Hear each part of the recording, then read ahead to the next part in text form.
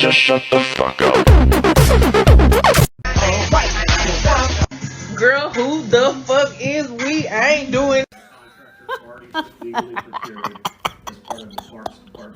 Sometimes the jokes just write themselves. Fat men are some of the biggest oppressors of fat women out there. And that is, of course, hypocritical, but it's also sad and cruel when you really understand the fact that fat men that do this do it from a place of self-hatred. They hate themselves. And that would be sad in and of itself, and it is sad. Like, I'm not even saying sad as in like a derogatory way. It's genuinely sad that fat men hate themselves, but then they take this hatred and their internalized fat phobia and use it as a blunt weapon against women everywhere, figuratively speaking. But still, you use it as a tool to oppress fat women around you. To appeal to skinny women as if that would work? It doesn't. Skinny women don't want you. And it's not because you're fat. Some skinny women are fat phobic, but for the most part, it's because you fucking hate yourselves. And women, in general, like confident people. I'm sorry. So maybe the journey is inward. Look inward.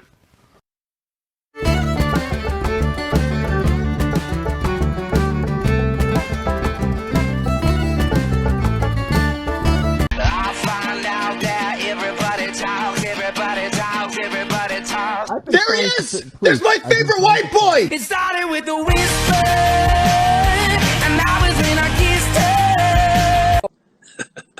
Got him. We fucking got him. On a 10-minute apology on Instagram, Joe Rogan thanks his haters as he pledges to balance out controversial views amid misinformation backlash. I'm not sure how he's going to do that unless he gets a co-host who's a scientist who tells him to shut the fuck up.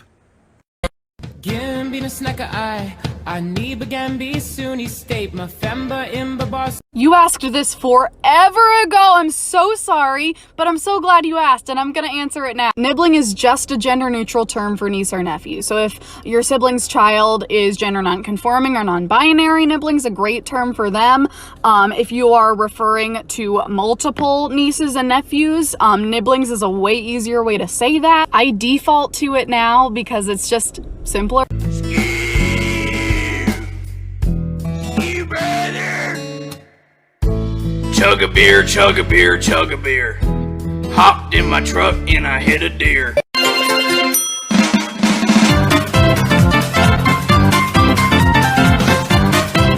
And I think to myself, you're gonna look at me and you're gonna tell me that I'm wrong? Am I wrong?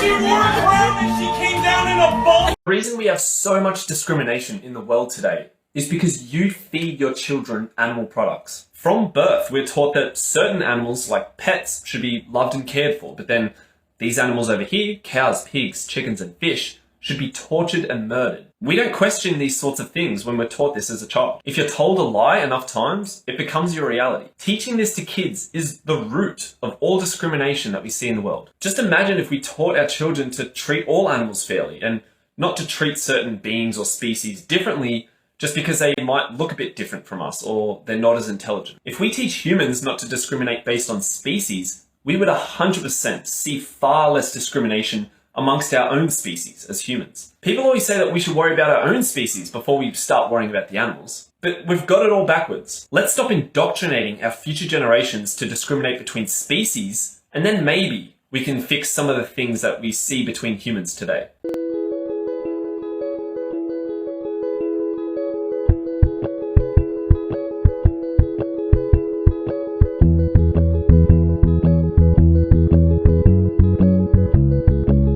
Start a fight in one sentence or less. If you are a worker and defend and support the economic system of capitalism, you have a form of Stockholm Syndrome. And your opposition to socialism isn't based on your knowledge of it, but based on Red Scare propaganda. Have you heard of the LGBTQ+? Well, I am the N in plus. Yes, I'm non-binary, and I'm happy being me, so come at me, you transphobic Yeah, I'm looking into socialism. Yeah, I'm looking into socialism. there, everyone. Let's normalize fat people eating and then people not commenting about it. Okay, let's go. Let's eat. Woo! Pasta and veggies. Zucchini. I think that this post right here is my villain origin story. They can't keep getting away with this. We will never be released of the grip that liberal feminism has on the world, and I think that that's my downfall.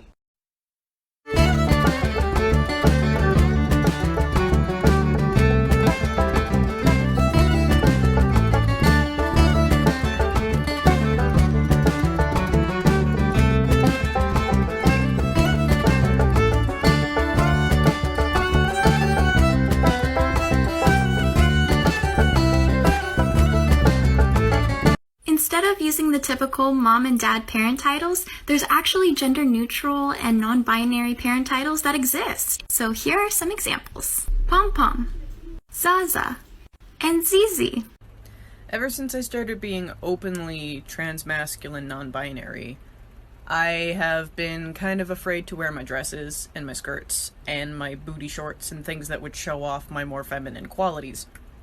Because I want he, they pronouns.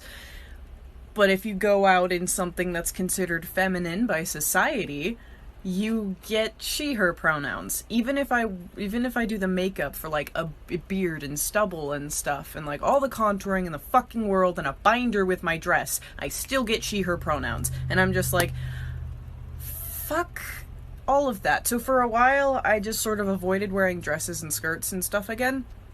But now I'm just like, you know what? Fuck it. I like skirts. I have a really nice pair of legs, so I'm gonna wear all the goddamn skirts and dresses that I want, and they can fuck off!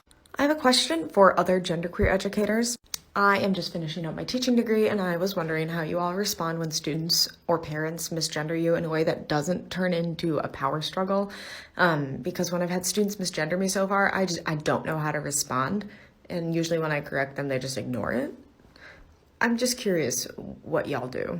So I've been tagged about 1 million times in this. And listen, I love that I'm like a designated brand hater now, but I do just want to put it out there for safety that if I'm forced to see the epic Duolingo gay rights clapback one more time, I think I'm actually going to become straight.